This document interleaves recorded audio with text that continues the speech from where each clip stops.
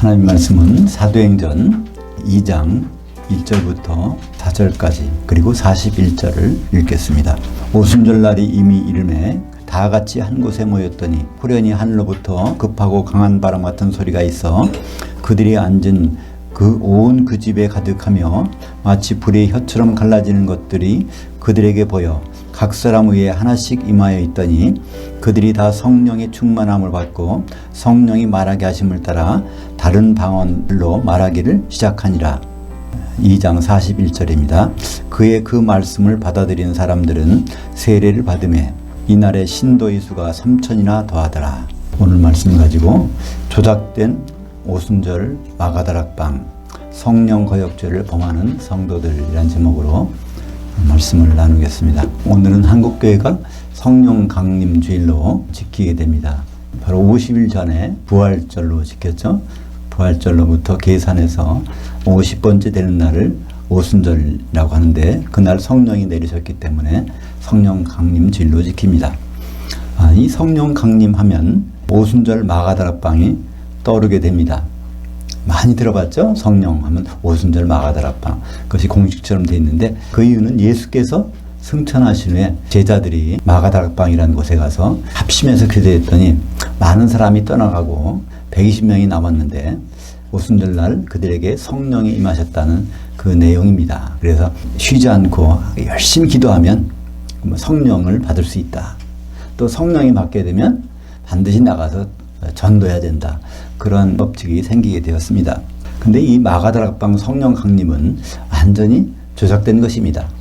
마가다락방 오순절날 마가다락방에는 성령이 내리실 일이 없어요.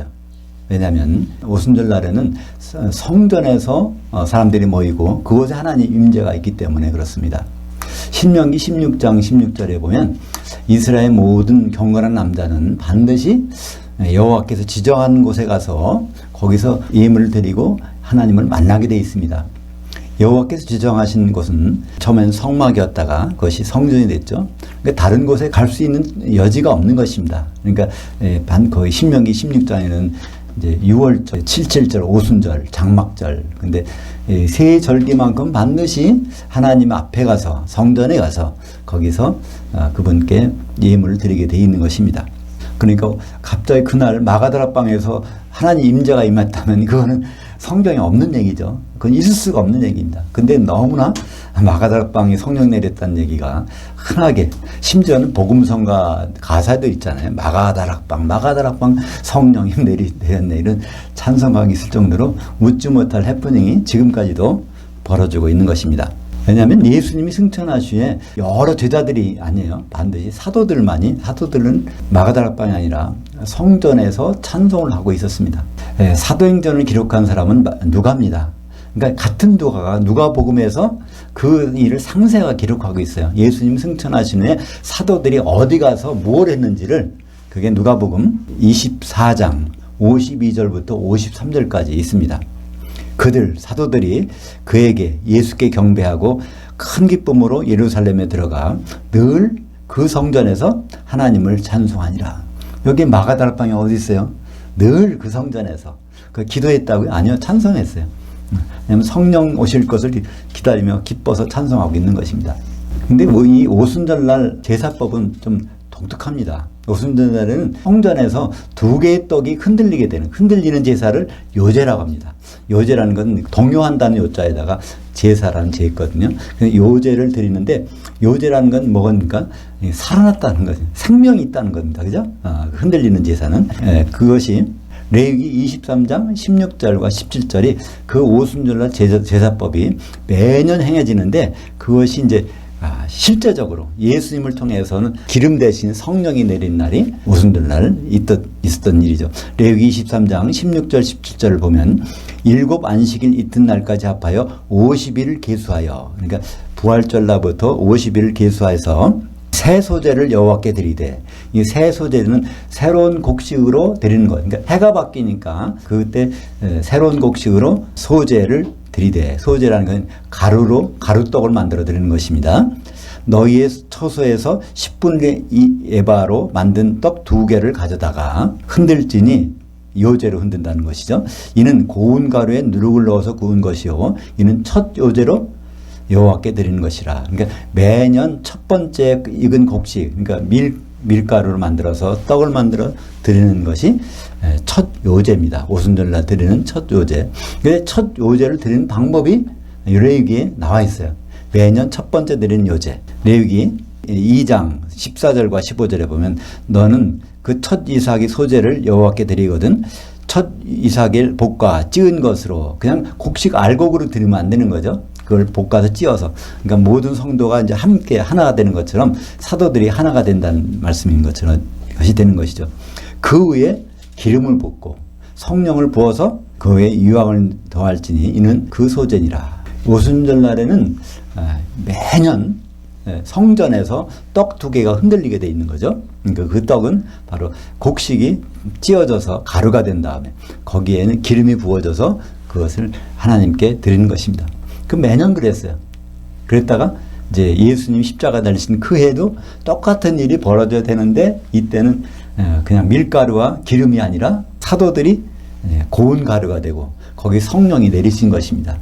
그 다음에 그날 저녁에 또 성도들이 3,000명이 가루가 되고 거기에 성령이 기름이 내려서 그래서 떡 2개가 흔들린 날, 그러니까 교회 사도들이 터 위에 성도들이 위에 세워져서 교회가 시작된 날, 그날이 바로 오순절 날인 것입니다. 여기에 마가다락방이 들어갈 여지가 없어요. 그죠? 마가다락방을 생각하면 우리가 이 떡 2개를 생각을 못해요. 마가다락방? 거기에 뭐 많은 사람이 모였다가 다 떨어져 나가고 120명 있는데 그 사람 성령 받아서 방언도 하고 그 다음에 나가서 전도했대. 이것만 생각해요. 그러니까 오순절날 하면 마가다락방. 그럼 마가다락방은 성령 받고 전도하러 가는 것. 그러니까 지금도 땅끝까지 이르러 우리가 복음 전파해야지 이런 엉뚱한 생각을 하고 있는 것입니다. 근데 이 절기는 무엇일까요? 절기는 예수님의 그림자입니다. 예수님이 하시는 일들이 그림자. 그러니까 절기에 이스라엘에 7절기가 있는데 그것마다 다 예수님의 실제 하신 일을 나타내죠. 6월절날 뭐 하셨습니까? 6월절날 어린 양으로 예수님 십자가에 달리셨어요. 그죠? 목요절날 그 기간 중에 예수님이 죽으셨지만 영으로는 살아나서 옥에 있는 영들에게 복음을 전하셨어요. 복음이라는 것은 누룩이 안 들어간 떡입니다. 무교병을 옥에 있는 영들에게 전하셨어요. 그 다음에 초곡절, 첫 곡식단이 흔들리는 날 예수님은 부활하셨습니다. 그리고 오순절날 바로 성령을 보내주신다고 하더니 바로 성령의 기름을 보내주셔서 사도들에게 성도들에게 그래서 교회가 시작된 날이고 그 다음 절기는 나팔절입니다. 그러니까 주님이 재림 나팔, 주님이 이제 재림하시는 때가 되면 그 다음에 대속죄일이 있어요. 그거는 그리스도의 심판대 거기서 혼인에 들어갈 자 못 들어갈 자를 심판한 자리입니다. 그런 다음에 장막절, 하나님의 장막이 세워지는 날. 그 장막이 결국 무엇이죠? 하나님의 장막이 새 예루살렘인데 새 예루살렘이 어린 양의 신부 예수님과 혼인하는 그 자리. 그래서 이 7개의 절기는 다 예수님에 관계된 일을 나타내고 있는 것입니다. 골로새서 2장 17절에 보면 그 말씀이 있어요. 이것들은 장래일의 그림자이나 그림자가 있다는 얘기는 거기에 실체가 있어야 그림자가 나타나잖아요. 근데 그 몸은 그리스도의 것이나 그 실체는 그리스도를 통해서 이루어지는 것이나 그래서 오순절을 하면은 거기에는 떡 2개가 반드시 예수님을 통해서 뭐가 된다는 것이 나타나는 것이죠. 그것을 기대하던 사도들에게 그 일이 나타난 것입니다. 그러니까 사도들은 얼마나 기뻐서 즐거웠겠어요. 무서워서 기도하는 것이 아니라 거기 가서 찬송하고 하는 것을 누가는 기록하고 있습니다. 그러니까 첫 이삭을 볶을 때 볶아 찌은 가루 거기서는 오순절날 사도들이 먼저 그러니까 11사도죠. 거기에 마띠아라는 사람이 하나 들어가 있지만 그거는 예수님의 사도가 아닙니다. 오순절 되기 전에 베드로가 그러니까 다른 제자들과 함께 성전에 가야 되는데, 그러니까 예수님 보내놓고 감람산에서 이제 예루살렘에 들어가서 바로 열흘 동안 거기서 찬송을 해야 되는데 한 명이 빠졌거든요. 가룟 유다가 자살했으니까 그 자리에 한 명을 채워내겠다는 인간적인 생각에서 갈릴리 사람들이 어디에 모여있지? 아, 우리가 있던 그곳에 있을 거야. 그래서 마가다락방에 간 것입니다. 그곳에 가보니까 마침 120명이 무서워서 거기서 모여있는 거예요. 그래서 거기에서 성경을 읽고 제비 뽑았고 그걸 마띠아라는 사람을 하나 뽑아서 12명을 만드는 것입니다. 근데 그것은 사도가 아닙니다. 그죠? 왜 그걸 알 수 있죠? 예수님의 사도는 12명밖에 없어요. 요한계시록 21장 4절에 보면 새 예루살렘의 기초석이 12사도들인데 거기 12사도들이 12 이름이 있다는 거예요. 거기에는 물론 가룟 유다는 없을 것입니다. 그러면 그 자리에 누가 있을까요? 사도 바울은 항상 편지를 보낼 때마다 반드시 서두에 이걸 씁니다. 하나님의 뜻에 따라 예수 그리스도의 사도된 나 바울은, 그러니까 바울이 사도인 것은 이건 불변의 진리예요. 모태에서부터 나를 택정하신 하나님이라고 그랬습니다. 그러니까 바울이 있기 때문에 예수님은 가룟 유다가 자살한 다음에도 11사도만 데렸고 40일 동안 하나님 나라에 대해서, 하나님 통치에 대해서 말씀하시다가 그냥 승천하신 거예요. 만약에 12사도가 필요하다면 예수님은 뽑아놓고 올라갔을 텐데 끝까지 뽑지 않고, 왜냐하면 그 자리는 바울 자리니까. 그래서 이제 그런 일인데 인간적인 생각에서 베드로는 거기서 마띠아를 하나 뽑습니다. 그래서 그 잠깐 예루살렘 성전에 가는 길에, 예수님 승천하신 다음에 가는 길에 거기에서 마가다락방에 들려서 마띠아를 뽑은 것이 거의 다입니다. 근데 많은 사람들이 이제 오해를 하죠. 오해 내지는 심지어는 이건 조작한 것입니다. 마귀의 편에서 보면 조작한 거예요. 우리가 그 두 개의 떡으로서 예수님이 오실 때 한 몸 돼가지고 결혼할 걸 못하게 하도록 조작시켜 놓은 것이 마가다락방. 그러니까 마가다락방 생각하면 절대로 결혼 준비를 할 필요가 없어요. 그냥 복음만 전하면 돼요. 근데 오순절을 생각하면, 오순절 성전을 생각하면 두 개의 떡이 되는데, 그 사도들은 분명히 한 떡이 돼갖고 신약 성경을 기록해서 우리의 기초석이 돼 있는데 나머지 한 떡은 아직 완성이 안 돼 있으니까 이거를 우리가 해야 되겠구나. 그래서 성령의 기름을 준비했다가 예수님 오실 때 공중에 올라가서 한 신부가 되겠구나. 이것을 한 목적이 분명해지는데 이것이 마가다락방이 생김으로 인해서 우리는 하나님 뜻으로 가지 못하게 되는 것입니다. 예수님은 원래부터 십자가 지시기 전부터 계획이 있으셨어요. 나중에 사도들 통해 성도들을 세워서 하는 것이 아니라 십자가 지시기 전에 겟세마네에 가서 땀방울이 핏방울이 되도록 기도하셨는데, 기도의 그 내용이 요한복음 17장입니다. 요한복음 17장의 엑기스는 20절과 21절입니다. 한번 볼까요? 요한계시록 17장 20절 21절. 내가 비옵는 것은 이 사람들, 이 사도들만이 위함이 아니요 또 그들의 말씀으로 말미암아, 사도들의 말씀으로 말미암아 나를 향하여 믿는 사람들 곧 성도들도 위함이니, 중간에 생략하고 그들 성도들도 다 하나가 되어서 우리 안에 있게 하사 세상으로 아버지께서 나를 보내신 것을 알게 하옵소서. 결국은 사도들의 말을 통해서 성도들이 한 몸이 되는 그것 때문에 예수님이 십자가 지시기 전에 기도했던 것이고, 그 기도한 후에 죽으시고 부활하시고 승천하시기 전에 사도들에게 당부하신 것입니다. 너희들이 이제 성령이 임하면 너희들이 이걸 받고 온 세상에 다니면서 성도들을 만들 말을 전하는 것이죠. 그죠? 그러니까 사도들의 일은 말을 전하는 것이고 성도들의 일은 그 말을 듣고 하나가 돼서 예수님을 기다리는 것이고, 이것은 예수님 십자가에 지기 전부터 말씀하신 내용입니다. 그래서 두 개의 떡이 되는 것, 사도들의 떡과 성도들이 되는 떡, 그것은 오순절날 분명히 이루어진 것입니다. 그래서 사도들은 예수님은 어떻게 준비하셨을까요? 사도들은 한마디로 중매쟁이로 세우셨어요. 예수님은 신랑으로 오시잖아요. 신랑이 결혼하기 위해서는 중매쟁이가 필요합니다. 그래서 사도들 중매쟁이로 세우시고, 또 교회를 건축하기 위해서, 예루살렘 성전을 건축하기 위해서는 기초석이 필요합니다. 그 위에 건물이 세워져야 되니까. 그러니까 성경은 한마디로 두 가지로 압축이 돼요. 예수님의 혼인과 성전의 건축, 그죠? 거의 같은 건데, 어린 양의 신부가 성전이니까 이 건축과 혼인으로 되어 있는데 거긴 두 가지가 뭐가 필요합니까? 중매쟁이와 기초석이 필요하단 말이에요.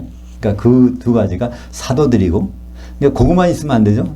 중매쟁이가 있으면 이 신부가 준비돼야 되는 거고, 기초석이 깔리면 거기에 건물 새 예루살렘이 이루어져야 되니까, 그것이 고린도후서 11장 2절에 바로 그 말씀이 나옵니다. 그러니까 사도 바울은 자기가, 나는 중매쟁인데 너희를, 바로 성도들을 한 천으로 만들어서 한 남편인 그리스도께 되려고 내가 중매했다. 사도는 중매쟁이라는 겁니다. 그리고 사도는 또 뭐예요? 너희는 에베소서 2장 20절에 보면 사도들의 기초석 위에 세우심을 입은 자들이라. 그 위에 세워지는 하나의 영적인 건물이 되는 것이죠. 그것이 교회가 세워지는 것을 말씀하고 있습니다. 요한계시록 21장 14절 한번 다시 볼까요? 그 성, 새 예루살렘 성곽에는, 성곽은 하나의 성곽으로 되어 있는 겁니다. 보석처럼 되어 있는 거죠. 성도들이 한 몸이 된 것이죠. 성곽에는 12 기초석들이 있고 그 위에는 어린 양의 12 사도들의 12 이름들이 있더라. 그러니까 마띠아가 사도가 아니라는 것은 너무나 분명한 사실입니다. 그러니까 사도들의 일은 아주 분명해졌어요. 사도행전 1장 8절. 오직 성령이 너에게 임하시면 너희가 권능을 받고 예루살렘과 온 유대와 사마리아와 땅까지에서 내 증인들이 되도록 하리라. 그것은 명령문이 아닙니다. 예수님이 그렇게 하시겠다는 거예요. 강력한 의지미래. 그러니까 이 사도들을 반드시 복음 전하는 자로 만드시겠다는 겁니다. 그럼 복음이 전해지면 그 위에 세워지는 성도들은 무슨 일을 해야 될까요? 성도들이 할 일은 고린도후서 11장 2절에 내가 하나님의 열심으로 너희를 위하여 열심을 내노니 내가 너희를 정결한 한 처녀로 한 남편인 그리스도께 드리려고 중매했음이로다. 그러니까 성도들은 하나의 처녀가 되는 거예요. 하나의 신부가 되는 거, 하나의 아내가 되는 거. 그게 사도들이 할 일입니다. 근데 우리는 어떻게 돼 있습니까? 내가 성령 받고 은혜 받았으니까 빨리 복음을 전해야지. 그게 하나님을 위하는 일일 거야. 하나님 복음 전하는 건 하나님을 위하는 일인데 그거는 하나님이 시키신 사람이 있어요. 사도들에게 그걸 시켰어요. 그죠? 성도들은 왜 안 시켰을까요? 사도들도 충분해. 그러니까 성도들은 할 일이 따로 있어. 근데 그거를 할 일을 안 하고 사도들이 못 믿어서 내가 복음 전해줘야지. 이건 좀 이상한 일 아닙니까? 예수님이 알아서 사도를 시켜서 복음을 전했다는 거예요. 그죠? 그럼 우리가 할 일은 분명히 차이가 있는 것입니다. 그 사도들은 복음을 다 전해놨어요. 지금 신약 성경을 기록한 이것이 바로 사도들이 한 일인데 지금 이건 전 세계 어디 가도 지금 그렇게 될지는 몰랐죠. 스마트폰만 키면은 자기 나라 말로 번역이 돼서 그걸 다 볼 수가 있답니다. 그죠? 그런데 그것이 복음 전파가 예수님 목적이 아니잖아요. 예수님은 결혼하러 오시는데 복음 전파 이 중매 내용을 듣고 우리가 예수님을 만날 준비를 하는 것입니다. 그래서 사도들은 남은 일이 무엇일까요? 우리 성도들은 이제 한 몸을 이루는 건데 사도들은 남은 일이 있습니다. 그것이 마태복음 19장 28절에 있어요. 예수님 말씀하십니다. 인자가 자기 영광의 보호자에 앉을 때 나를 따르던 너희도 12 보좌에 앉아서 이스라엘 12지파를 심판하리라. 그때 예수님이 오실 때 그때 그리스도 심판대에서 이 사람들이 신부될 준비가 됐나 기름 준비가 됐나 안 된다는 누가 심판해? 예수님 하시지만 거기 12 보좌에 앉아서 그들이 같이 그걸 심판하신다는 것입니다. 그러니까 그 심판, 그 시험을 통과하기 위해서는 뭘 잘해야 됩니까? 우리가 시험을 볼 때는 그 보는 방법이 있어요. 아무리 공부 많이 한다고 시험 합격하는 게 아니에요. 입시 요강을, 시험의 요강을 알아야 그거에 맞춰서 우리가 준비해야 되잖아요. 그래서 점수가 잘 나오는 거예요. 그러니까 우리가 사도들한테 심판받을 텐데 어떻게 하면 될까요? 그럼 사도들이 시험 문제와 답안지를 보면 우리가 거기서 낙오될 일은 없을 것입니다. 그것은 한마디로 기름 준비하는 것이죠. 성도들의 일은 분명합니다. 사도들의 일과 성도들의 일은 중복되는 것이 없습니다. 에베소서 4장 3절에 그럼 성령은 우리에게 무엇하러 오셨나? 성령은 사도들에게는 능력을 주시기 위해서 오셨어요. 그 복음을 전파하기 위해서. 근데 성도들에게는 성령은 무엇일까요? 그것이 에베소서 4장 3절입니다. 평안에 매는 줄로 성령이 하나 되게 하신 것을 힘써 지키라. 이것은 사도에게 한 말이 아니라 성도들에게 한 말이에요. 그죠? 너희는 이라는 것이 생략되어 있어요. 너희는 성령이 하나 되게 하신 것을 힘써 지키라. 그러니까 여러 성도들이 한 몸 되도록 그것을 지키라는 것. 그것이 성도들의 본연의 일입니다. 그것을 지켰는지 안 지켰는지를 심판하겠다는 것이 그리스도의 심판대예요. 근데 하나 되기 위해서 무엇이 필요하죠? 성령이 필요한 것이죠. 성령은 어떤 모습으로 구약에서 나타났습니까? 성령은 바로 기름이죠. 오순절날 떡을 만들 때 무엇이 기름을 만들었는데 그 오순절날에 예수님 보내주신 것이 성령이니까. 그러니까 성령이 있어야 우리는 하나가 되는 것입니다. 그래서 우리가 할 수 있는 일은 성령을 기름을 준비해서 하나 되도록 하는 것입니다. 예수님 오시면 주의 날은 모든 예수 믿는 사람들, 예수님과 관계 맺은 사람들은 다 공중으로 올라가게 되어 있습니다. 휴거 안 되면 어쩌거나 걱정하실 필요가 없어요. 걱정하건 안 하건 무조건 올라가게 돼 있어요. 그죠? 왜냐하면 그리스도 심판대에 심판을 받아야 되니까 이거 예외가 없으니까 고린도후서 5장 10절에 보면 이는 우리가 다 예외가 없이 그리스도의 심판대 앞에 나타나서 그 몸을 통해서 선악과는 행한 것을 따라 받으려 함이라. 그 몸, 예수 그리스도 몸, 교회에 선한 일을 했느냐 악한 일을 했느냐. 교회는 결국은 예수님이 신부가 되는데 교회가 예수님이 신부가 되기 위해서 그 일을 했느냐, 거기에 관계없는 일을 했느냐, 그것은 기름을 준비했느냐 기름과 관계없는 일을 했느냐, 그것은 심판을 받게 돼 있다는 것입니다. 그러니까 심판받기 위해서 모든 올라가는 것이죠. 근데 올라간 다음에가 문제입니다. 그때 거기서 쫓겨나가는 자가 있다는 거예요. 예수님이 말씀하셨죠. 마태복음 9장 15절에 신부실에 있는 아들들이 신랑과 함께 있을 동안은 슬퍼할 수 있느냐? 그러나 신랑을 뺏길 날이 있으니 그때는 금식할지니라. 금식을 하도록 하게 만들겠다는 거예요. 근데 신랑을 만날 날이 언제입니까? 우리는 2000년 전에 예수님 오신 그분은 신랑이 아니었어요. 그죠? 재림하실 때 그분은 신랑을 오십니다. 근데 그때 신랑을 만나는 아들들이 있다는 거예요. 하나님의 아들들이 있는데 그 아들들이 신랑과 같이 있을 때는 괜찮지만 신랑을 빼앗길 날이 바로 혼인잔치에 앞서서 그 기름이 준비된 자와 준비되지 못한 자, 그것이 마태복음 25장 1절부터 13절에 그것이 나오죠. 다 같이 신랑을 기다렸지만 그 기름을 성령이 소멸되지 않은 자는 혼인잔치 들에 들어가고 그렇지 못한 자는 거기서 쫓겨나는데 바로 지옥에 빠진다는 것이죠. 그런 일이 벌어진다는 것입니다. 그러니까 우리가 성령이 참 좋은 분이에요. 성령 충만했으면 좋겠다. 그렇지만 거기에는 큰 의무가 따릅니다.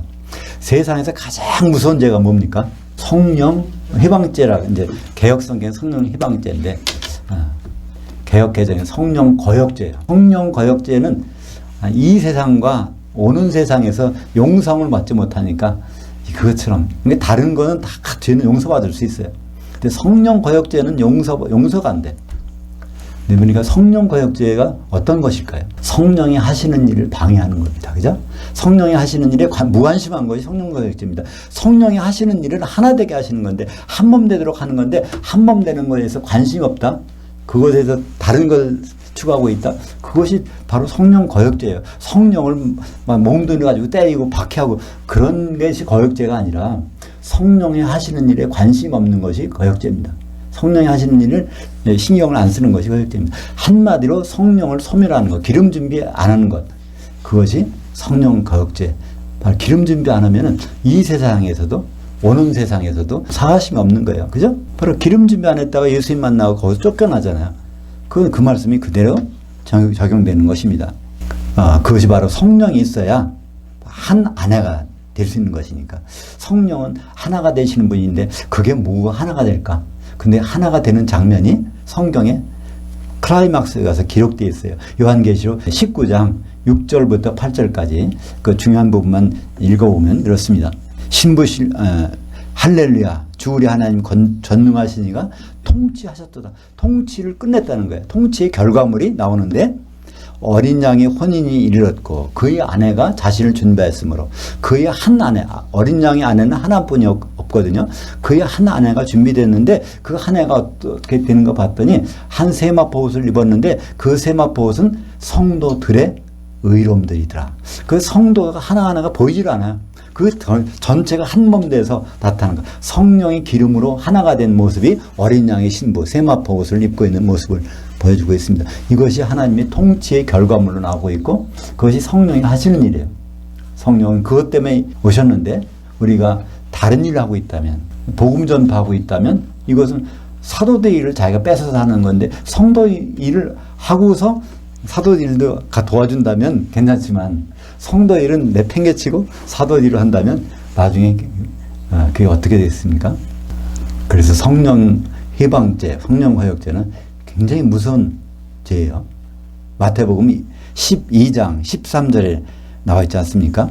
누구든지 말로 인자를 거역하면 사하심은 어때? 누구든지 말로 성령을 거역하면 이 세상, 그러니까 천국시대, 지금 천국시대잖아요. 이 세상에서 용서받지 못하고 그 다음에 오는 세상이 언제입니까? 이것은 천년왕국입니다. 그 천년왕국에서 용서를 못 받는 거예요. 그때 가서 지옥 가 있다는 말입니다.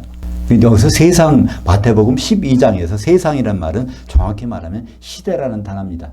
아이온이라는 단어예요. 그것은 영어로 하면 에이지. 지금은 천국 시대인데 그 천년왕국 시대 그때에도 용서가 없다는 것입니다. 이것처럼 무서운 죄가 어디 있습니까? 근데 너무나 우리는 좋은 것만 생각해.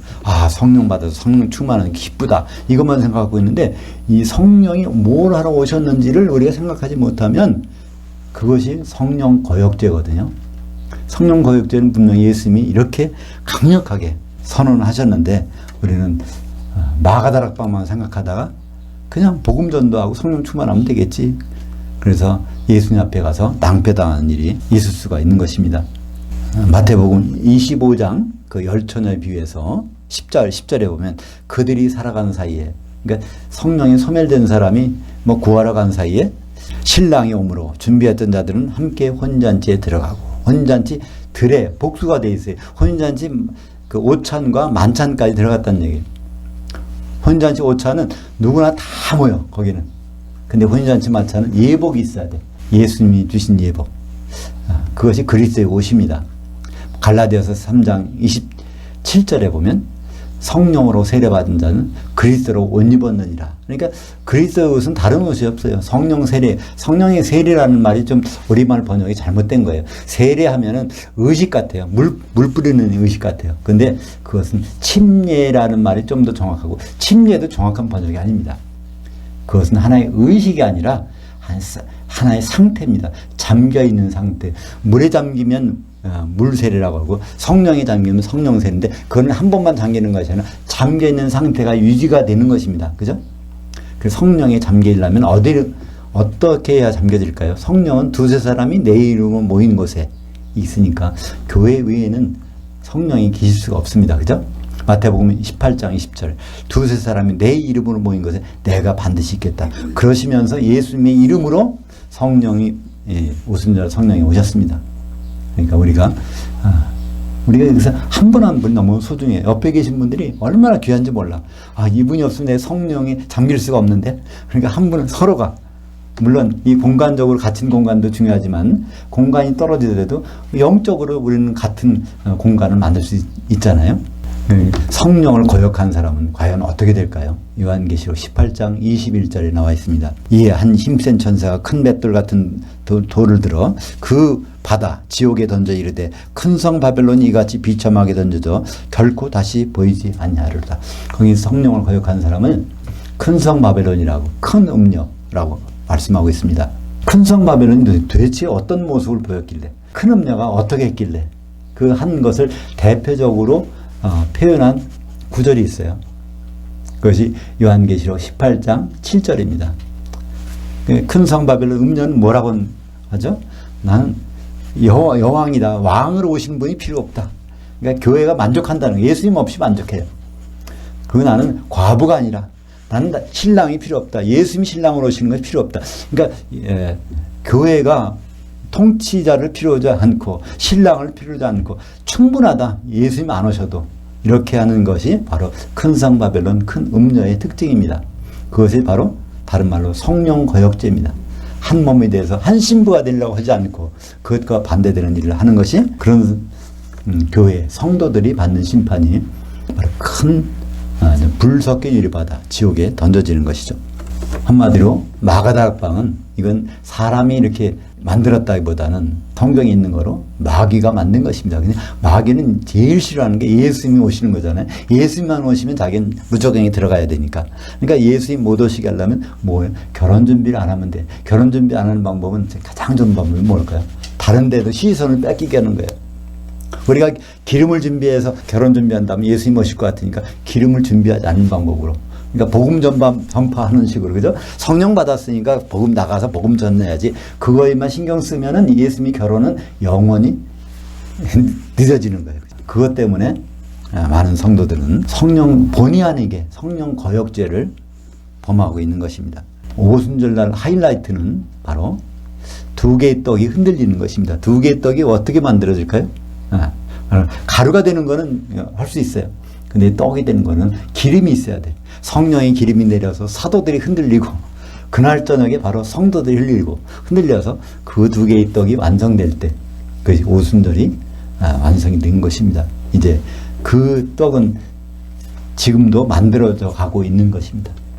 사도들이 떡은 이제 완전히 굳어졌어요. 그들이 임무는 다 끝났습니다. 그들은 그리스도 심판대에서 심판하는 일만 남았어요. 근데 성도들의 떡은 아직은 되고 있는 상태에 있는 거예요.